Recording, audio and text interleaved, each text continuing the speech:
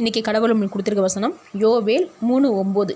இதை புறஜாதிகளுக்குள்ளே கூறுங்கள், யுத்தத்துக்கு ஆயத்தம் பண்ணுங்கள், பராக்கிரமசாலிகளை எழுப்புங்கள், யுத்த வீரர் எல்லாரும் சேர்ந்து ஏறி வர கடவர்கள். இந்த வசனத்தை கொண்டு கடவுள் மட்டும் என்ன சொல்கிறத பார்ப்போம்.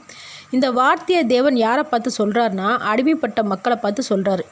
துணிஞ்சு நான் சொல்கிறபடி உங்களை அடிமைப்படுத்துகிற மனுஷர்கிட்ட போய் சொல்லுங்கன்னு சொல்கிறாரு.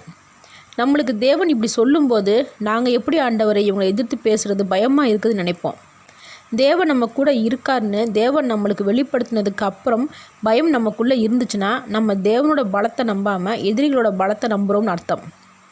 தேவன் நமக்கு உதவுறதுக்கும் காப்பாற்றுறதுக்கும் நம்மளோட பயத்தை தாண்டி ஒரு விஷயத்தை செய்ய சொல்லும்போது தயக்கம் இல்லாமல் செய்யணும். நம்மளுடைய முதல் எதிரியே நம்மளுடைய பயம்தான். தேவன் எதிரிகளை உடைக்கிறதுக்கு முன்னாடி தேவன் நம்மளுடைய பயத்தை தான் முதல்ல உடைப்பார்.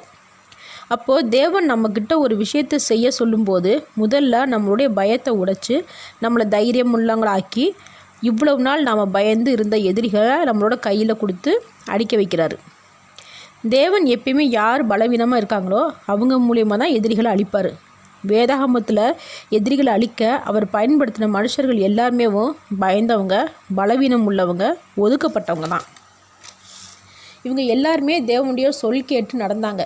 அதனால் வெற்றியை பார்த்தாங்க, ராஜாங்கத்தை அடைஞ்சாங்க, எதிரிகளை அழித்தாங்க.